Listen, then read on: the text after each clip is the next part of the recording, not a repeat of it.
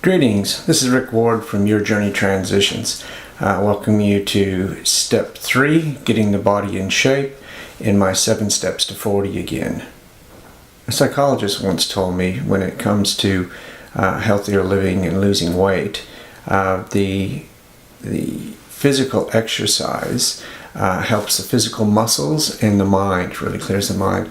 But losing the weight is really contingent on the diet. You lose the weight in the kitchen, he said.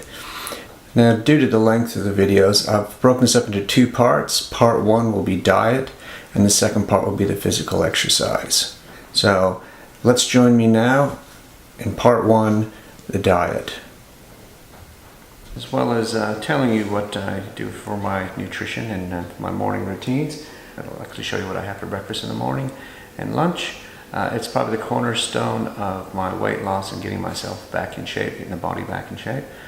It didn't take much tweaks. In the morning before, I used to drink a fair bit of coffee and have some breakfast cereal, but I found myself getting very hungry early on in the day, so I'd end up having a morning tea. In the bad old days, it was donuts, but then just trying to find some sort of snacks to carry me through to lunch and then having lunch. And so the first thing to address my health and work on my diet, I was about 10 to 11 kilos overweight, over where I wanted to be. But I've never been much for dieting. If you actually diet, you feel like you're denying yourself something. It's not very long-lived and you end up putting the weight back again. So it's a matter of just tweaking a few little lifestyle things. The number one thing is your mindset and being mindful. That was a key thing. Before you put something in your mouth, do you need to put this in your mouth? Why are you eating this? Is there a better substitute for what you could do? Is there something else? Oftentimes it's having a glass of water, just having a walk, get up, change activity, do something else. That hunger goes away. The hunger only lasts for a short time. That was just being mindful of it. And in the evening, if you're snacking or whatever, don't start snacking. I found particularly with sugary things, I love peanut M&Ms. But if I have one, I can't stop. Same thing with your candy jelly snakes or jelly bears. I can do without them fine. If I feel a craving for them, it passes. If I have one, that's it. Then I start having other ones. So just be mindful. This isn't going to be good for me. Don't start it. And just have other substitute. And you can if you need to snack on something, you substitute with some different nuts and things like that. But I find just not snacking at all. So in the morning, when I get up, I have my green drink, which I showed in an earlier video for addressing your health issues. I have that, and then I have a cup of yogurt, which is just a small amount of yogurt. I like passion fruit yogurt. I found with the yogurt, I originally started taking that for the probiotics and things like that. It's good for good gut health.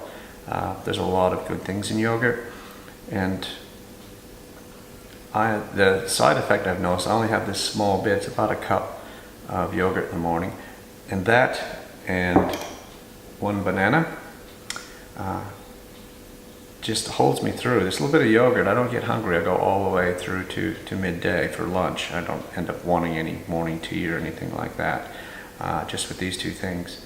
I also would take bananas to work or buy them at lunchtime, and I would have them in the afternoon if I felt my sugar levels dropping. About 3 o'clock I start to fade. I get up quite early, so by 3 o'clock I start to lose my concentration. When I used to have a manager's job managing a mental health service, I tried not to be drafting any letters. Those were my visits and phone calls because it's hard for me to really focus on detail after 3. But I have a banana or 2, and that usually sorted me out. So that is my morning routine. And then for lunch, I would make up some salad at home and bring in there. I did find some places, if I could find a good salad place while I'm on the road, I would do that. But the salad, a lot of kale. Kale's got some K2 in it. This is very good for you. Again, Dr. Berg, check out his videos about kale. It's not a real tasty plant, so I like to mix it in with a lot of sweeter vegetables and olives, cheese, a good mixed green salad. I also I like to put in some broccoli, good stuff. Cabbage, kale, broccoli, these are really, really good things for anti-aging. You can look those up, fantastic. And then I try to add protein with every meal. So I like these little cans of tuna, the flavored tunas, and so this one's sweet chili. So I put the bit of sweet chili in there, and then I have that, and that's my lunch. For salads, you can eat as much as you want. If you want to eat this whole tub, that's absolutely fine. You're not going to be gaining weight, and it's only going to be good for you. So the more green vegetables that you can get into yourself, the better. No limit on that. You find yourself hungry, have some salad, chew on some broccoli. Now for dinner time, I would have the same sort of salad as this, and then little pieces of fish, chicken, again some meat protein. That's me. I'm a carnivore, but mainly big chunks of big bowl of salad and some meat. Now I would keep this through Monday to Friday. On the weekends, I was mindful of what I put, what size of our portions, but I would eat whatever the rest of the family's eating. Usually on a Saturday it's takeaway, and I like nachos. On the weekend it was more about the quantity of what I was eating, just being mindful, and the weight just came off.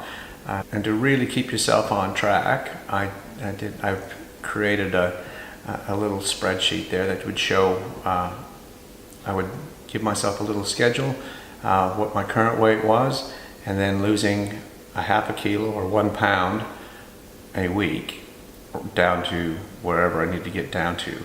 And that was my targets, and keep myself on track. Now, a half a kilo a week or 1 pound is quite easily achieved. And in the beginning, you'll lose a lot more than that. You'll get ahead. And instead of redoing my schedule, I just give me +1, +2, whatever I'm ahead. Because you'll find at some stage you will plateau for a while, and it gets discouraging when you can't. But as long as you're keeping yourself on track and you're measuring that, you'll have success. You'll get there. And it keeps you accountable by actually every week, every Monday, before I drank any water, did anything, I would get on the scale. Same time every week, don't drink any water, anything, get on there. And that's consistent. It's going to be same time every week, and then you can measure it, because you'll find your weight fluctuates during the day and day to day. So do it on the same day every week. So that's sort of the dietary things, but losing weight and addressing your medication. Now let's go do some exercise. Well, I hope you enjoyed that. With the diet, it just takes minor tweaks. There wasn't a whole lot of changes to my diet. Just being more mindful of what I ate, and I'll give you an example of some of that. But for your meals, eating out and dinners and stuff like that, just being mindful of quantities and maybe more healthier substitutions. But I never felt I was dieting, and I never felt I've really denied myself anything. I've just found things I really like to substitute with. So I hope you found that diet portion interesting and helpful, and something that you may be able to adapt in your own life. Do some experimentations. You can substitute different things that I've done, but just have a think about it. Be mindful about eating and what would what your routine would look like. I hope you'll join me in the next video, the 4th step in 7 Steps to 40 Again, where we look at making adjustments to lifestyle. And they're not major. Again, these are just minor little tweaks in your life. So I hope you join me for that one. And if you haven't seen the other videos, starting with when is it time to retire, and then mindset and addressing health issues, and then this is part 1, dieting, and now we're in part 2, the physical exercise, and now we move on to adjustments in lifestyle. So I hope you join me for that. If you're new to this channel, I'd ask you to subscribe. Where there's a watermark on the bottom of the video, just hover over the top of that and it'll have a subscribe button. You tap on that and you'll subscribe. If you want to be notified anytime I release a new video, then hit the notification bell. And most importantly, share this resource with everyone you know over 50, everyone that you would wish to have a very meaningful and extraordinary retirement for. So until next time, this is Rick Ward, your guide through the retirement stages, wishing you an extraordinary retirement. This is like a coconut. What comes out of a cocoon? Butterflies. Are butterflies beautiful? Yes.